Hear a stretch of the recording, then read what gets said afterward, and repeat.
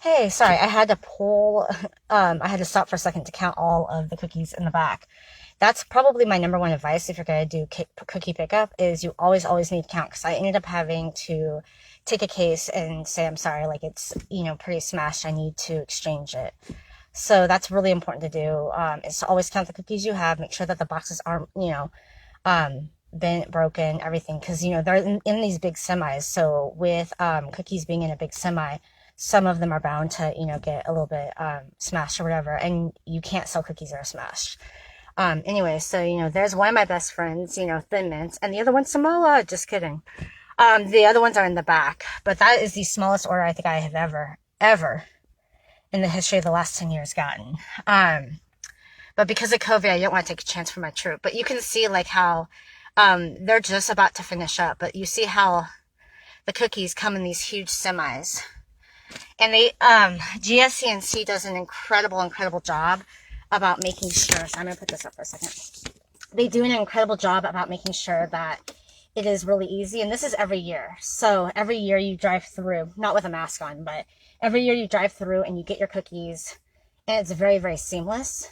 And they have to do that because we're one of the largest councils in Girl Scouts. So this is not the only one. So I think it was Teresa and there's a couple other Girl Scout leaders that were commenting on the last one about how they do pickup. I would absolutely love it if we did the weekly pickup. I don't remember who commented that, but I think that's genius. Because I think the one thing with COVID this year is I don't know how many cookies we're going to sell. And with cookie booths being up in the air, I do not know exactly how that's going to work for my troop. So if you have cookie booth ideas, please share them. Because I think it's really like crucially important that we all support each other. I'm not planning on anything big this year, for cookie season, but again, make sure that you count all your cookies, and enjoy them. Got my coffee mug. I don't think I've eaten yet today. Let's put it that way. I think I brought gummy worms for breakfast. But anyway, so if you have any questions about how drop-offs work, I actually would like to learn how your council does drop-offs because I think it would be unique to see what the differences and the similarities are. Again, I like the idea of doing a weekly one because it's a lot easier. In DC and GSCNC, this is not the only one we do. I'm in two different service units as a leader. And so this one is for the DC service units. I don't know if it's for all the DC service units. And then we've got obviously Virginia and Maryland as well that are all in our council. So the other one for Maryland, I think happens in Rockville somewhere. And I don't know if they've done theirs yet. But anyway, if you have any questions that you want answered about cookie season, let me know. I'm going to try to share some posts later and some tips. But again, make sure you always check it because in our council, you sign this and it's literally like kind of like a pink slip. Like once you sign it, they are yours. You do not get them back. So, or you don't get to give them back. And in some councils you can. Ours you cannot. But again, I just wanted to check in, and I'm so sorry because it kind of dropped off right when I was counting cookies. But yeah, I will talk to you guys soon. I will come live a little bit later, and I will post below the giveaway that I'm having as well. So please enter that. I think that there's a couple more days left on that. It's for my birthday. And I thought to share the love.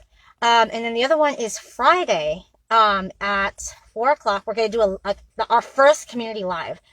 So we're going to have Nick and Kurt and Amanda and Beth, I believe, and like one or two others that are Cub Scout leaders or Cub Masters that are working on crossovers during this year. And I thought that would be really unique to have us talk about what crossovers look like during COVID.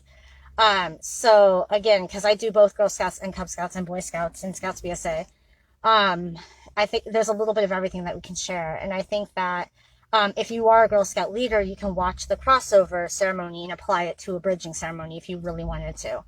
But again, let me know if you have any other questions about cookie season. I'm going to share some posts. I'm going to go home and I'm going to take these out and I'm going to count them out by the girls. And I think it's really important to make sure that again, that you make sure that your count is right, that do not, in my opinion, don't over order cookies this year, because you just, with COVID, you don't know what the sales are going to look like, and you don't want to be holding on to these cookies. For those that don't know, actually I can open a box because now there are troops. The first one I can grab is the Samoa, or the Samoa, yeah. And don't worry, I'm not going to eat the cookie. At least not yet. So if you look on here, so this is the box. Some of them, I like the boxes. I do not like the plastic wrapped ones because I had to replace one of them, and I'm not super thrilled that I had to go back and ask. But because if the box gets smashed, and maybe tell me if your experience, but if the box gets smashed and the cookies are the wrapped kind, I just feel like they would get broken more easily than these ones.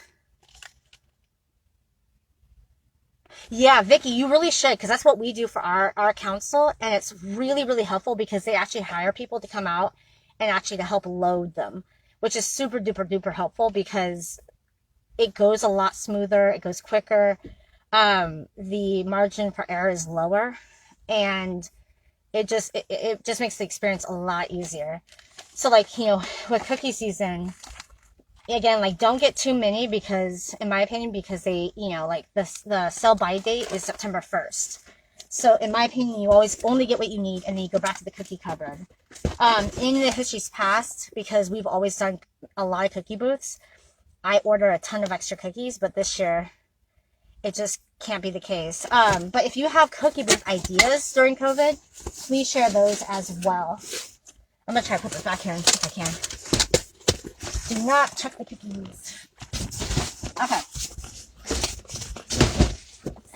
But yeah, again, for fall product, it's a lot different. That's a very interesting, Vicky, because we normally do the opposite. So when we do fall product, we just go get it from our fall product person.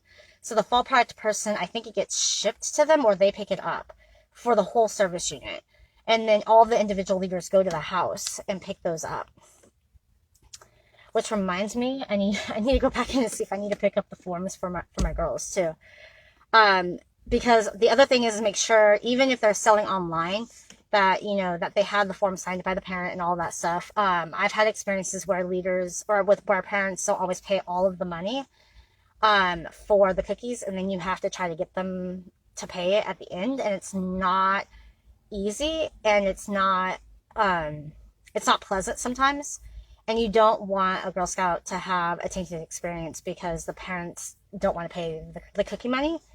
And usually that happens between, obviously, the parent and the troop leader, or the parent and the cookie mom, or the cookie dad. And so just be, you know, mindful of that as well. For my troop, I'm going to be pretty much we do online sales this year. I don't have the time.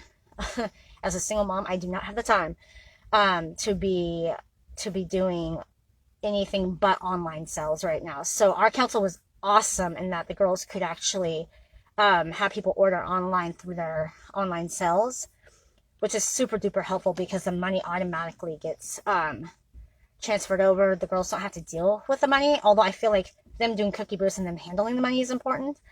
But we need to try to keep things, at least for this year, as simple as possible. And that's my biggest suggestion for every leader and every cookie parent. So I'm reading the comments right now. The S10, but okay, so I don't think I'll be ordering from the cupboard this year. We had to order our S10 or the SIO, but they said that we most likely won't be boothing this year. Yeah, our booths are going to be dramatically decreased in DC and Maryland and Virginia. I know that. I honestly have to go back and read the whole email all over again because they keep updating it, which is great.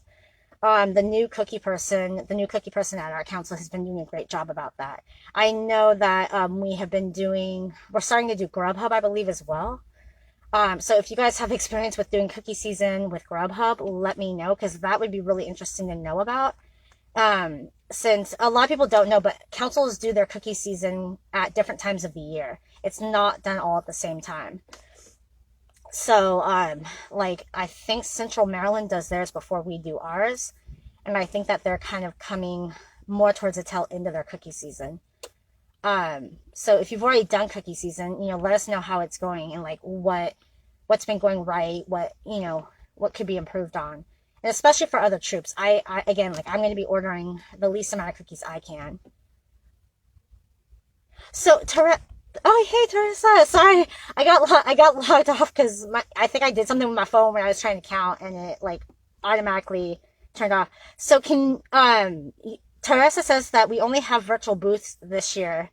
And then GSEP, is that in GS Eastern Pennsylvania?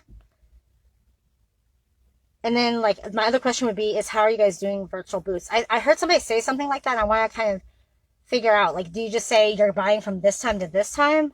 Or is it open-ended where people can buy for the whole season, and it's like one long virtual cookie booth? Because, again, like, I know all councils are doing it a little bit different. And I'll update you guys with how our council is doing it, little by little as we go through the cookie season. Again, I'm not going to go all out. I don't think it's a wise idea given COVID. Now I do think that what I would suggest, I'll send some posts I did from my Girl Scouts like a couple years ago, is get really creative with how you do cookie season, because it will pay off. If you're doing cookie season right now, for example, you could be like, hey, here are these 5 boxes of cookies for Valentine's Day, and you can like put like a little bow on it.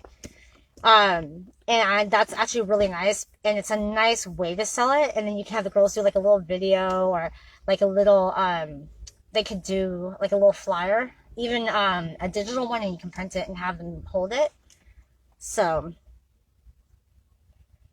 okay, you know what? Maybe Teresa, I was thinking, or Teresa, sorry, I know someone who pronounces her name Teresa. Oh, so they actually pick them up from you. So they order online, but they come to pick them up. Oh, that's interesting. Okay, well, I'll have to see how our council is doing it.